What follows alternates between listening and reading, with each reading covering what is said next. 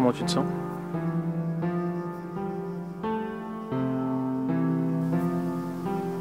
Ça va. Et toi?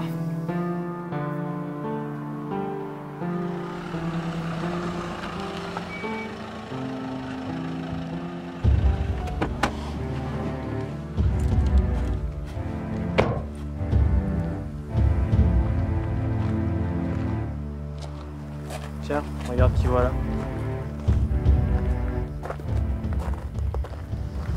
Quelle tristesse de perdre un si bon flic. C'est vrai, c'était quelqu'un de bien. Oui, et il faisait son travail avec une précision surprenante. C'est pour ça que vous l'avez dégradé et renvoyé sans aucune raison. L'inspecteur Malouin n'avait pas respecté les ordres de ses supérieurs. Oui, c'est vrai que se faire retirer une enquête sans aucune raison valable devait lui sembler complètement banal. C'est peut-être pas le moment de parler de ça. Oui, vous avez raison. Ne soyons pas irrespectueux envers Paul et ce lieu sacré. Que savez-vous du respect, monsieur Wenberg? Avez-vous respecté l'homme que nous enterrons aujourd'hui? Que sous-entendez-vous, mademoiselle Mendes? Me soupçonnez-vous de quelque chose? Vous? Évidemment que non. Excusez-moi, je dois y aller.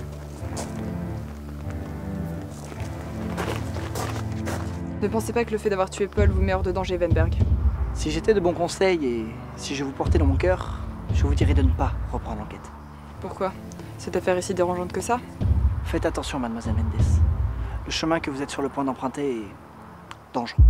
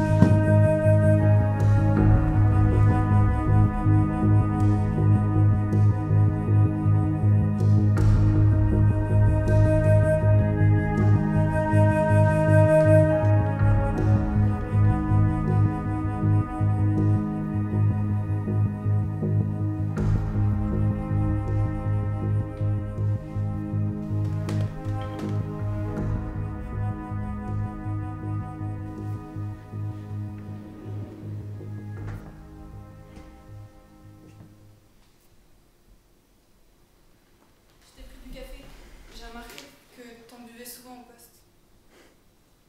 Il servira plus à rien maintenant.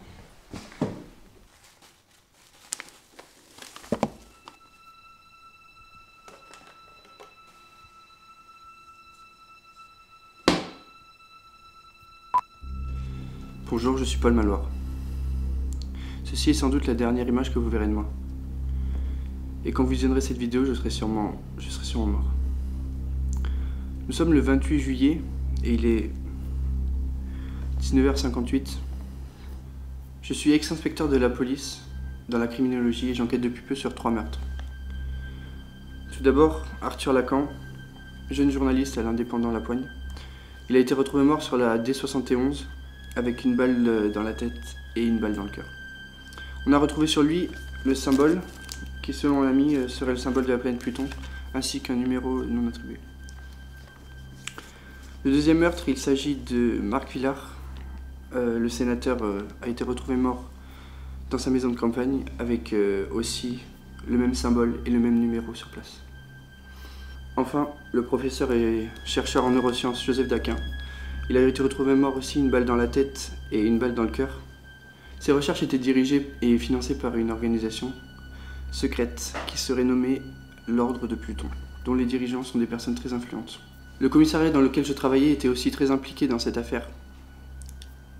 Et le commissaire Weinberg avait des liens très étroits avec Éric Marot, un certain Éric Marot. Et je pense que certains policiers ne servaient juste qu'à les protéger et à leur servir de couverture. Seulement, ces personnes m'ont dégradé et m'ont renvoyé de la police. Ils essayent même de me faire taire. Ils ont réussi à kidnapper mon meilleur ami, David Malak. Ils m'ont dit qu'ils allaient le relâcher si jamais je promettais d'effacer et de détruire tous les documents que j'ai en ma possession et qui les concernent. Je pense que c'est ce que je vais faire. J'étais, je pense, trop obsédé par cette affaire. Je pensais juste qu'à venger Cathy et de ce qu'ils m'ont fait il y a 10 ans. À présent, je m'adresse à tous ceux qui voudraient continuer ce que j'ai commencé. Faites attention. Ils sont puissants, influents et nombreux. L'erreur que j'ai faite est d'avoir agi seul. J'ai eu des aides, certes, mais maintenant, je me lance seul dans la gueule du loup. Je vous dis adieu.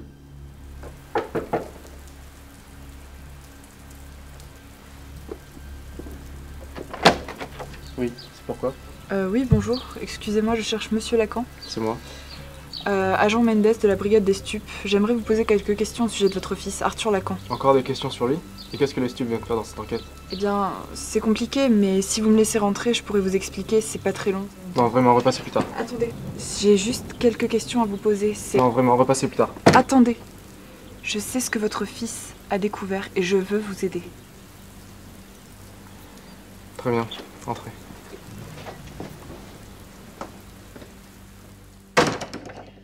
Bon, dites-moi ce que les stupes viennent faire dans cette enquête. Eh bien, c'est compliqué, mais... Je vais être franche avec vous, je suis pas habilitée à enquêter sur ce meurtre. C'est une plaisanterie? Vous avez le culot de venir jusqu'ici et de m'annoncer que vous n'êtes pas habilité? Non, ce n'est pas une plaisanterie. Je suis la seule à véritablement enquêter dessus. D'autres enquêtes aussi. Des policiers, des détectives, mais aucun n'est capable de me dire ce qui lui est véritablement arrivé. C'est parce qu'il vous cache la vérité, Monsieur Lacan. Vous croyez? Et qui me dit que vous allez vraiment m'aider? Qu'avez-vous de plus que les autres? Très bien. Que savez-vous sur la mort de votre fils? Comment ça? Eh bien, pourquoi ils vous ont pas montré son corps? Que vous ont-ils raconté au sujet de sa mort? Qu'il a fait une crise pulmonaire foudroyante au volant de sa voiture, mais que l'accident l'a complètement défiguré. Mais pas mon fils, je n'y crois pas. Maintenant, je vais vous dire la véritable cause de sa mort. On a retrouvé Arthur sur la route D71 le matin du 8 juillet. Une balle dans la tête, une balle dans le cœur. On a tué mon fils? On a assassiné mon fils? Je savais qu'on me mentait.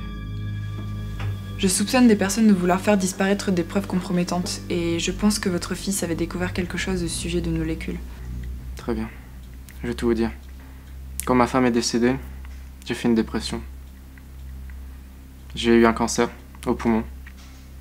Mais un jour, 2 hommes sont venus me voir pour me proposer d'être un cobaye pour un nouveau traitement. Je suis allé à Paris et 2 mois après, j'étais guéri. Ils m'ont fait signer une clause de confidentialité, mais quand j'étais rentré, mon fils avait tout compris. Malgré mon refus, il a quand même enquêté à ce sujet, pour publier un article dans son journal. Évidemment, je ne lui ai dit que le strict minimum. Mais suite à cela, 1 an après, il a commencé à être bizarre, presque paranoïaque. Quand je lui ai demandé ce qui se passait, il m'a répondu qu'il ne pouvait rien me dire pour ma sécurité. Une nuit, il m'a appelé, en larmes. Il m'a demandé s'il pouvait venir. Quand il est arrivé, il avait l'air fatigué, complètement affolé. Arthur avait tout compris. Mon fils avait tout compris. Le mensonge dans lequel nous vivons. Il était traqué, car il en savait trop. Et il m'a remis une enveloppe avec des papiers importants. Le lendemain, on m'annonça sa mort. Le mensonge dans lequel nous vivons, vous pouvez m'en dire plus? Celui de l'illusion totale de la réalité. De la masse contrôlée par une élite corrompue, manipulée par des enjeux économiques majeurs, afin d'aseptiser le monde. Nous ne sommes que des robots. En bref, le meilleur des mondes. Et quel est le lien avec votre intervention médicale? Je pense que c'est un programme de recherche scientifique, qui n'est qu'une seule phase de leur plan. Vous en êtes sûr? Mon fils était un bon journaliste. Et pourquoi vouloir asservir la population? Le profit, le pouvoir sans doute. Je reviens dessus, excusez-moi, mais pourtant ce programme de recherche dont vous avez été le cobaye, il n'est pas mauvais, il vous a bien sauvé la vie. C'est exact. Et c'est là qu'est le point obscur de cette affaire, dont vous devez trouver la clé. Mon fils aussi voulait rendre le monde meilleur. On l'a tué pour ça. C'est effrayant, je sais. Serez-vous capable de dire la vérité au monde? Serez-vous capable de donner une raison valable à la mort de mon fils? Oui, je pense. Vous devez en être sûr, car entre vos mains réside la plus puissante des armes. La vérité.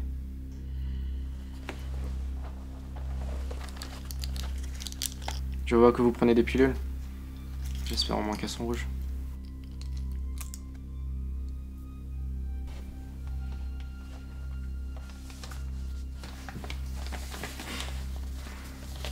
Tenez. De toute manière, je n'en ferai rien. Vous en êtes sûr? Comme je vous l'ai dit, je n'en ferai rien. Et étrangement, j'ai confiance en vous. Je vous souhaite beaucoup de courage, mademoiselle Mendes. Soyez forte, car vous allez sans doute croiser d'ignobles créatures. Les mêmes qui ont tué mon fils.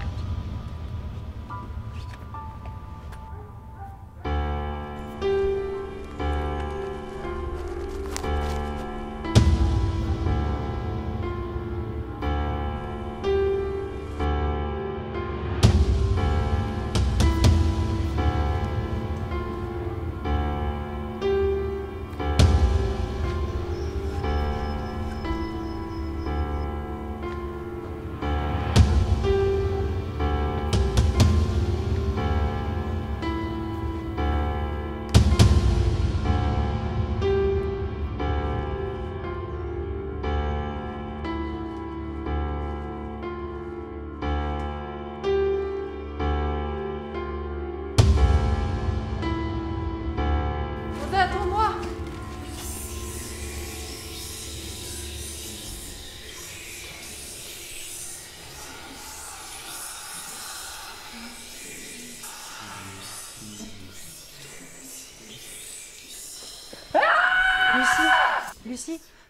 Lucie. Allez, redresse-toi. Ça va aller. Comment tu te sens? Perdue. J'ai l'impression que tout est mélangé. C'est normal, t'es dans une période compliquée et la perte de Paul t'affecte plus que tu le pensais. Étrangement, oui. Pourtant, je le connaissais à peine. Des atomes crochus? Mais je suis pas faite pour ce genre de choses. Non mais c'est incroyable quand même. Il débarque dans ma vie avec son enquête, et voilà où j'en suis aujourd'hui. C'est peut-être son enquête qui t'a attiré. Je pense, oui. J'ai toujours senti qu'il y avait quelque chose d'étrange dans ce commissariat. Et sa mort ne fait que confirmer ce qu'il m'a dit et ce que je pensais. Dans sa vidéo, à un moment, il parle d'un certain ordre secret, l'ordre de Pluton. T'en as déjà entendu parler ? Non, rien du tout, pourquoi? Il dit que son ami, David Malak, un chercheur en neurosciences, a été capturé par cet ordre, parce qu'il en savait trop. Il est sans doute mort depuis. Je pense pas. J'ai reçu une lettre anonyme aujourd'hui. Je pense que c'est lui qui me l'a envoyée. Je m'y suis rendue ce matin, et on dirait une ancienne usine désaffectée. T'as trouvé des indices? Oui, du sang séché, des impacts de balles. Je pense que plusieurs personnes y sont mortes. Tu penses que Paul aussi? Je le crains, oui. Fais attention, c'est peut-être un piège.